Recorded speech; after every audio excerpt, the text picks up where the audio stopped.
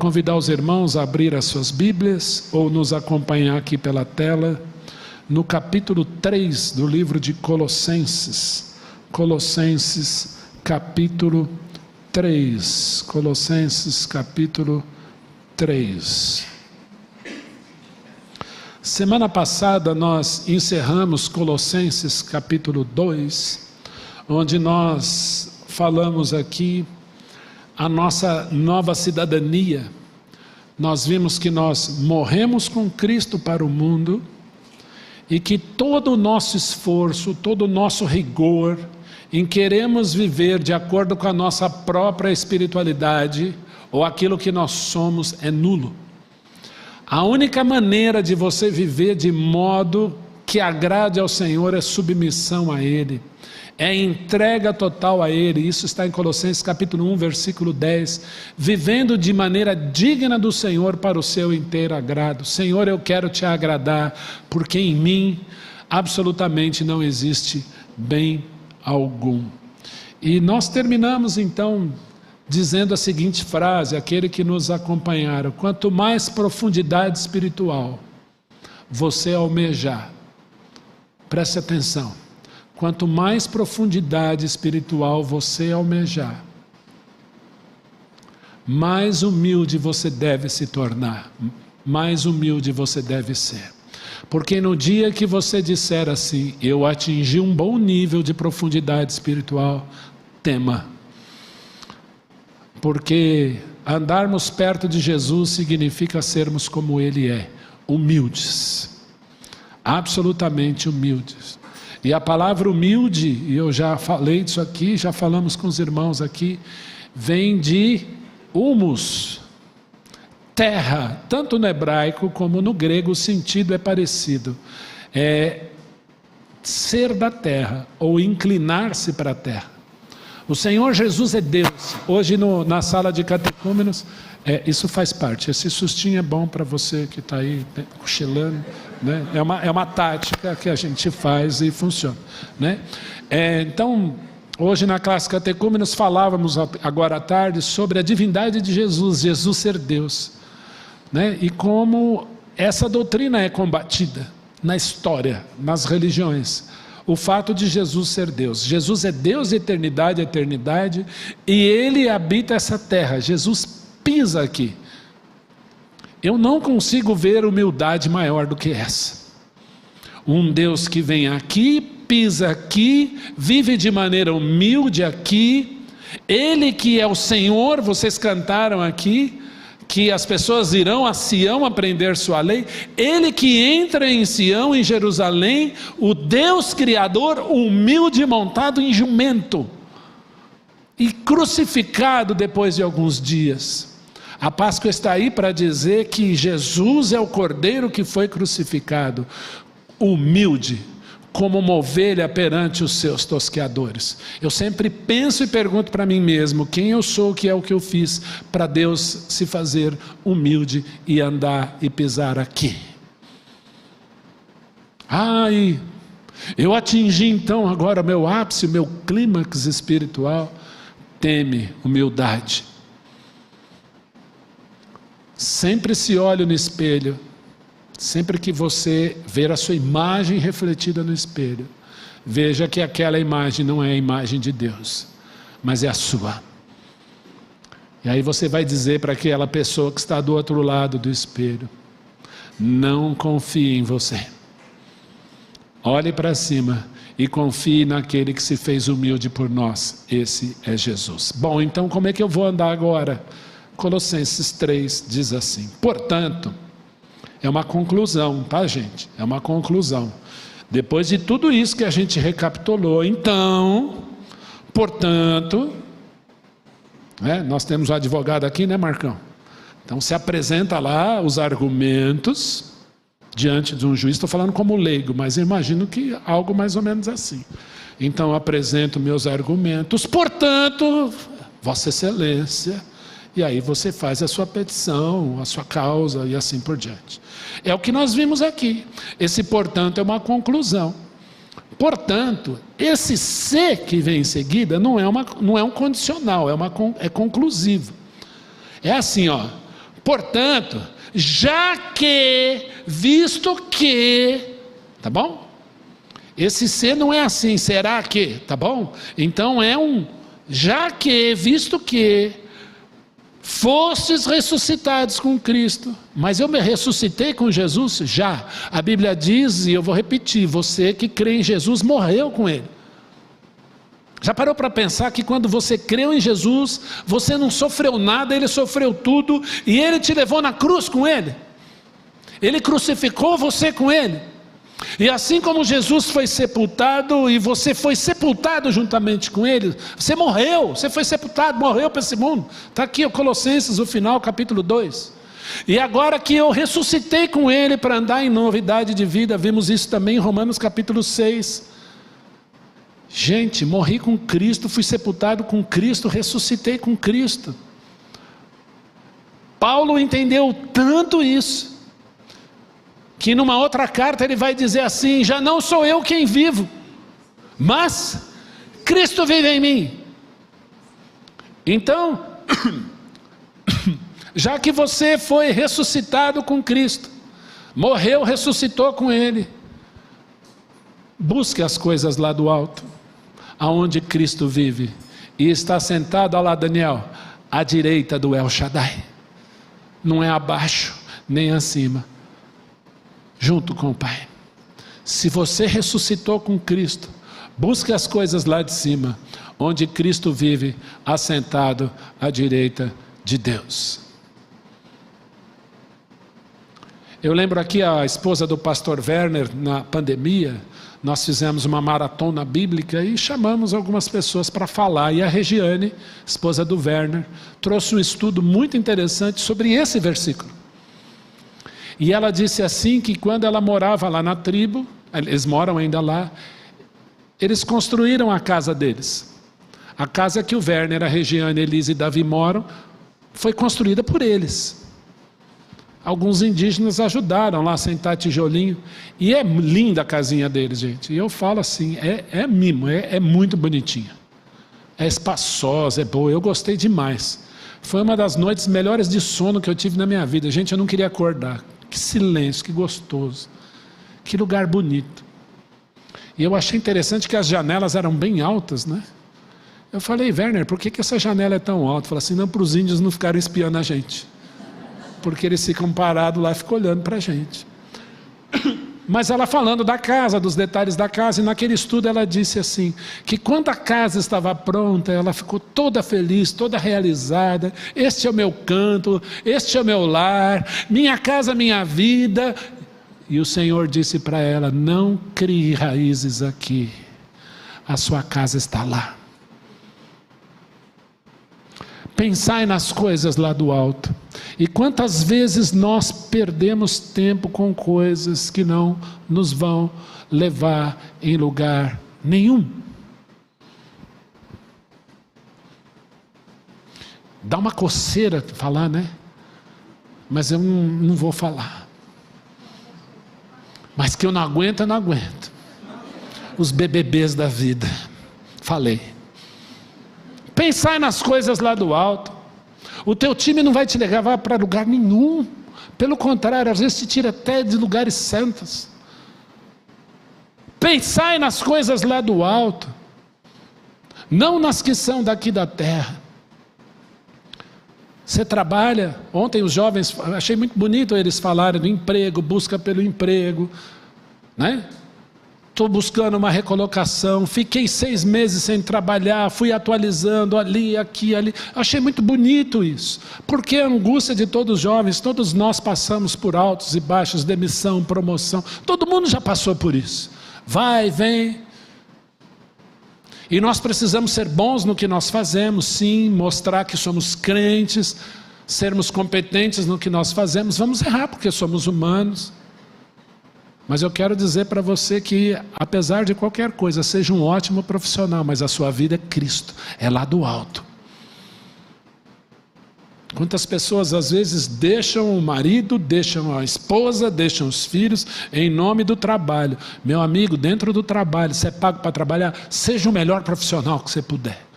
Seja leal ao seu chefe, aos seus parceiros, seja ótimo no que você fizer.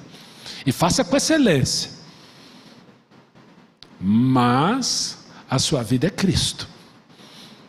Não é ela não.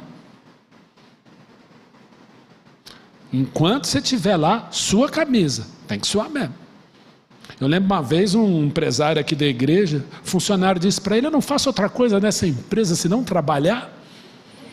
Eu achei interessante, e ele falou: mas eu te pago para quê? É para isso, né? Você tem que ser competente no que você faz. Mas a sua vida é lá. Isso vale para tantas áreas. Seja o esporte, né? Enfim, é bom divertir, mas quem é meu Deus? A Bíblia fala: pensai nas coisas lá do alto.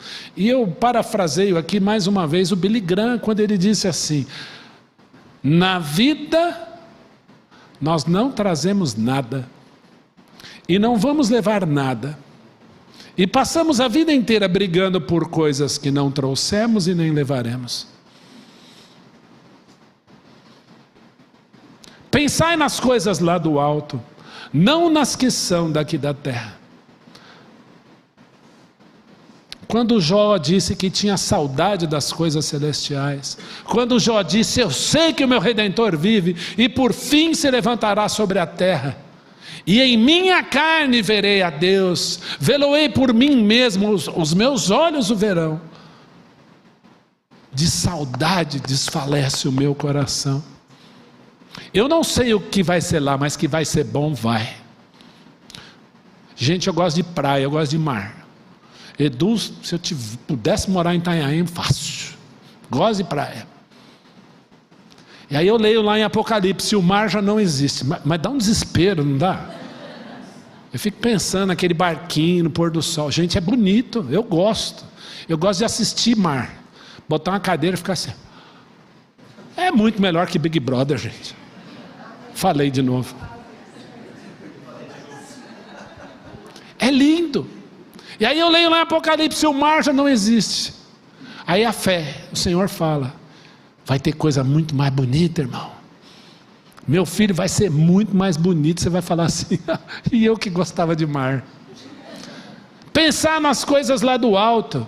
Nem olhos viram, nem ouvidos ouviram, nem jamais penetrou no coração humano o que Deus tem preparado para aqueles que o amam. Eu não sei como vai ser lá, mas vai ser lindo, vai ser demais, vai ser maravilhoso, porque o Deus maravilhoso estará lá. Então pensai nas coisas lá do alto, não nas que são daqui da terra. Quando o inimigo tentar botar o seu pezinho aqui, suas raízes aqui, lembre-se disso. Pensai nas coisas lá do alto. Versículo 3: porque morrestes, e a vossa vida está oculta juntamente com Cristo em Deus. Eu lembrei do Leonel agora, né? Quando eu olho para uma narrativa, eu fico pensando então aqui nos contrastes, nos paradoxos. Bom, eu morri, minha vida está oculta. Espera aí, eu morri ou não morri? Morri.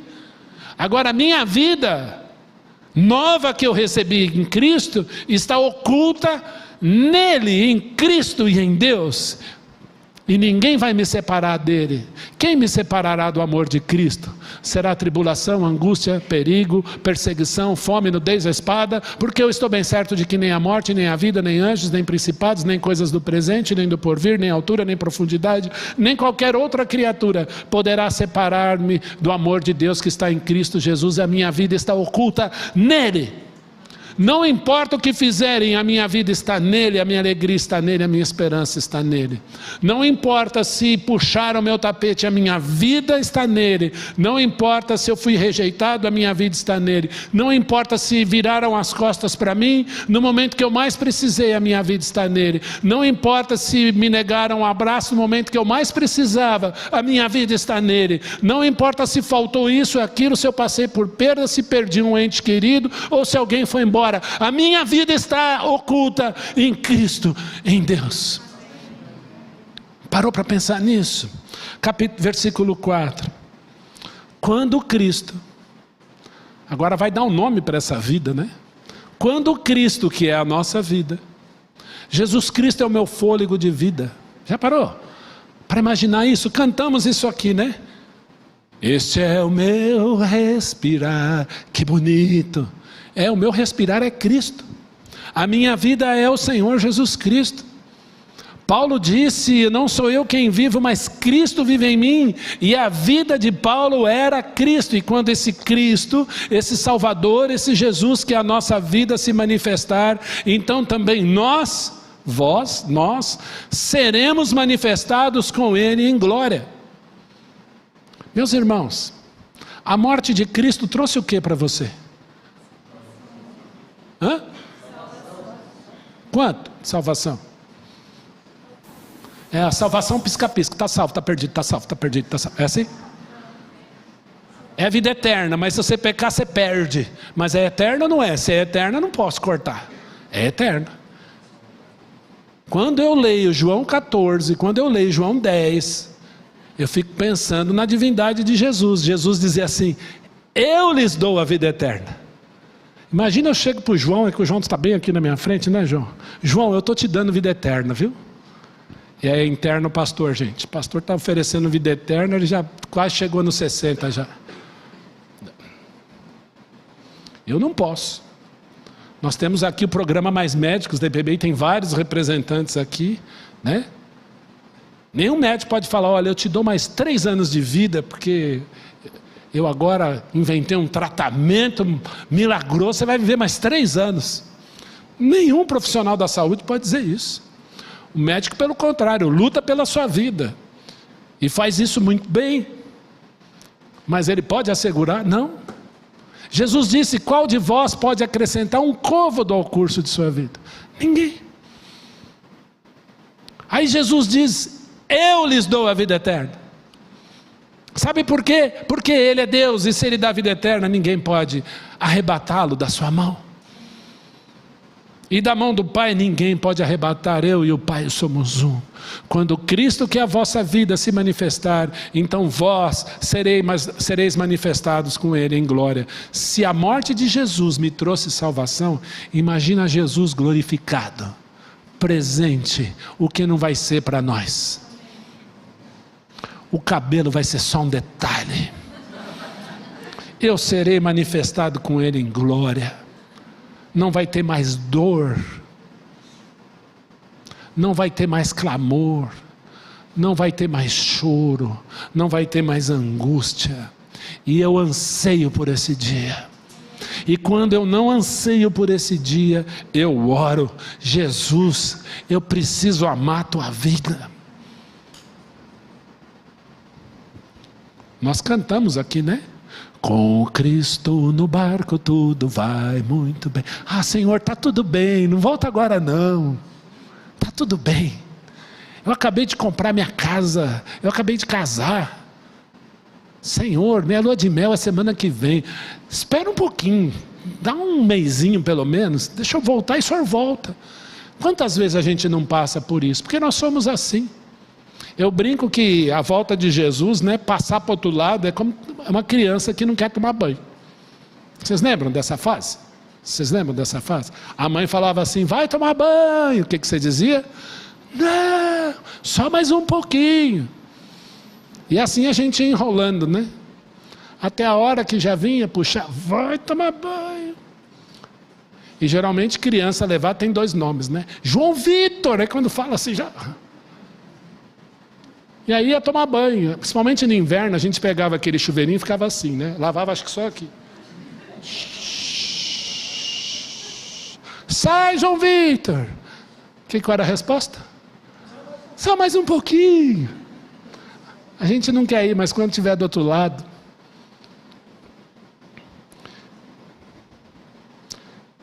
Eu lembro uma vez nós enterramos aqui um querido. E eu disse para a família... Se ele fizessem a pergunta, o senhor quer voltar 2 minutinhos? Ficar só 2 minutinhos lá embaixo e voltar? Sabe qual ia ser a resposta? Não, me deixa aqui. É muito melhor. Senhor, ajuda-nos a amar a tua vida. Quando o Cristo que é a vossa vida se manifestar, então seremos manifestados com Ele em glória. Então, meus irmãos, olha a recomendação aí, saudável para nós, hein? Esse livro é doutrinário, mas agora é conselho. tá? Agora é um exercício. Morri com Cristo, ressuscitei com Cristo, Cristo vai se manifestar em glória e a vida de Cristo está em mim, porque Ele é a minha vida e eu vou ser manifestado com Ele. Então agora, irmãos, olha como é que nós vamos viver, verso 5. Fazei, pois, morrer a vossa natureza terrena. Qual é a nossa natureza terrena? Prostituição, impureza, paixão lasciva, desejo maligno e avareza. E avareza que é idolatria. Nós vivemos num mundo onde prostituição, impureza, paixão lasciva, desejo maligno andam de mão dada. É o quarteto fantástico daquilo que é mal. Quando eu era jovem, era muito difícil passar em frente em banca de jornal. Hoje as nossas crianças são bombardeadas com isso aqui, ó. Basta ligar o tal celular, vem tudo. E nós precisamos ficar em cima. Por quê? Prostituição, impureza, paixão lasciva, desejo maligno é o alvo não mais de adolescentes, de jovens. E nós estamos falando para um público adulto aqui, adolescente também. Tudo isso aí é um combo do diabo contra você. E já para as nossas crianças, o público-alvo mudou. E mais, avareza. Não é pecado você ter as coisas, almejar um emprego, uma promoção. Pelo contrário, isso é bom. Mas a avareza é assim, eu preciso ter tudo, eu preciso ter, e você faz da sua vida o preciso ter. A ostentação. A Bíblia chama isso de idolatria. E por essas coisas, o versículo 6 diz assim, é que vem a ira de Deus sobre os filhos da desobediência. Ora, nessas mesmas coisas, aqui, vocês andaram lá atrás, andastes vós nelas, também no outro tempo, quando vivíeis nelas. Agora, porém, despojai-vos. Despojar é como eu tirar meu paletó aqui, ó. Despojai-vos igualmente de tudo isso. Ira, Senhor da glória, ira. Mas pastor, eu dirijo, ira. Mas ira. Tire a capa da ira. Tire a capa da indignação. Começa a orar, meu irmão. Começa a orar. Enche o seu carro de mini bíblia, dá certo, vai por mim. É uma benção. A hora que vem aquela coisa, Jesus te ama. Funciona. Às vezes com ira, mas funciona. Ira, indignação, maldade. Tem gente que é maldosa, gente. Tem gente que vê lá o mendigo lá na esquina, numa condição deplorável. Não, vamos dar um jeito de pôr fogo nele. A gente junta uns amigos, põe fogo. Está lá descendo a ladeira cabengando, a gente já empurra. Está sofrendo. Vamos rir. Ira, indignação, maldade. Vivemos num momento que as pessoas estão maldosas. E crente não pode ser maldoso. Maledicência. Preciso explicar o que é maledicência? É falar mal do outro. Linguagem obscena do vosso falar. Pastor, misericórdia.